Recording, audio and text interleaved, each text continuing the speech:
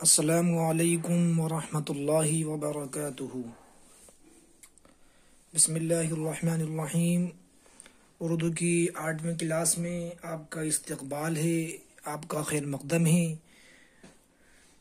دوستو، ہم نے پچھلی کلاس کے اندر یہ پڑھا تھا کہ الف کو کس طریقے سے دوسرے حرف کے ساتھ ملا کر پڑھا جاتا ہے، اور جب الف کو ہم کسی دوسرے حرف کے ساتھ ملاتے ہیں تو اس کی آواز بھی بدل جاتی ہے، اس کی شکل بھی تبدیل ہو جاتی ہے۔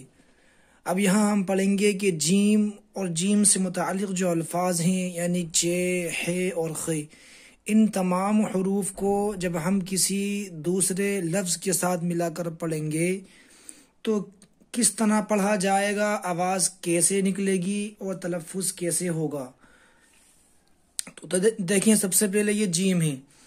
جیم کو الف کے ساتھ ملا کر لکھا ہوا ہے اور جیم پر حرکت زبر کی ہے۔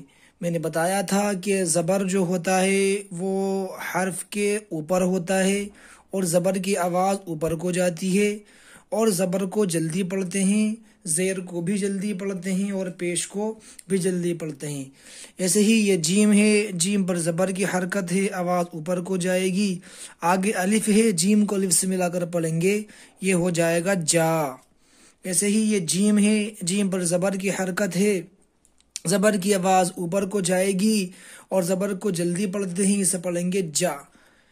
آگے لفظ با ہے، جیم کو با سے ملائیں گے، یہ ہو جائے گا جب۔ دیکھیں یہاں پر شکل بھی تبدیل ہو گئی جیم کی، اور اسی طریقے سے اس کا پڑھنے کا جو تلفظ ہے وہ بھی بدل گیا، چنانچہ یہ جا سے یہ جب اسے پڑھے جائیں گے۔ ایسے ہی یہ جیم ہے، جیم پر زیر کی حرکت ہے، آواز نیچے کو جائے گی اور اس جیم کو با سے ملائیں گے، یہ ہو جائے گا جب۔ ایسے ہی یہ جیم ہے، جیم پر پیش کی حرکت ہے، پیش کی آواز سامنے کو جاتی ہے، پیش حرف کے اوپر ہوتا ہے اور گول شکل کے اندر جو یہ عبارت ہے، یہ شکل ہے، یہ پیش کی ہے، لہذا جیم کو با سے ملائیں گے، یہ ہو جائے گا جب۔ ایسے ہی یہ جیم ہے، جیم پر زبر کی حرکت ہے، آواز اوپر کو جائے گی، اور اس کے بعد جیم ہے، جیم کو جیم سے ملائیں گے، ہو جائے گا جج۔ ایسے ہی یہ جیم ہے، جیم پر زیر کی حرکت ہے، آواز نیچے کو جائے گی، اس جیم کو اس جیم سے ملائیں گے، یہ پڑھا جائے گا جج۔ ایسے ہی یہ جیم ہے، پیش کی حرکت ہے، آواز سامنے کو جائے گی اور اس کو اس جیم سے ملائیں گے، یہ ہو جائے گا جج۔ اس طریقے سے یہ ہا ہے، زبر کی حرکت ہے، آواز اوپر کو جائے گی، ہو جائے گا ہا۔ آگے دال ہے، اس کو جب دال سے ملائیں گے، یہ ہو جائے گا حد۔ دیکھیں، دال کو جب لکھا جاتا ہے تو دال کی شکل جو ہوتی ہے،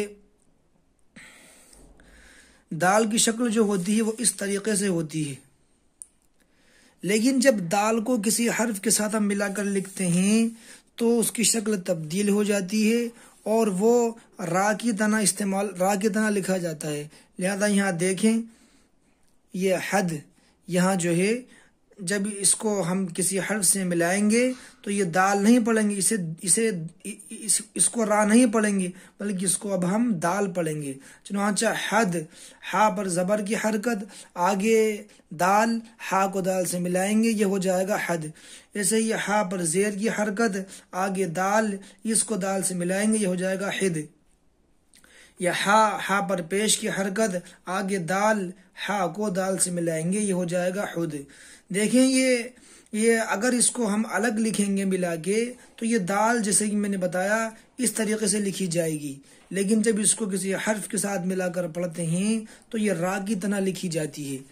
اس کے بعد چنانچہ اس کو ایسے ہی پڑھیں گے: جا، جب، جب، جوب، جج، جیج، جوج، حد، حد، حد، خر، خیر، خور، خس، خس، خس، خش، خش، خوش، جس، جس، جس، جد، جید، جود، جت، جیت، جوت، خط، خط، خط، جع، جع، جو، جف، جف جف، جق جق جوق، جک جک جوک، جل چل چل چل، خن خن خن، جہ جی جو۔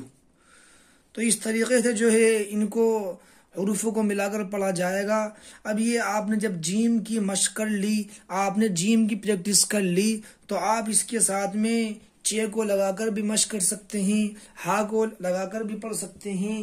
سب کی شکل ایک ہی رہے گی، صرف فرق اتنا رہے گا جیسے چے ہے۔ اب چے میں یہاں 3 نقطے آ جائیں گے، یہ ہو جائے گا چب چیب چوب، چج چیج چوج۔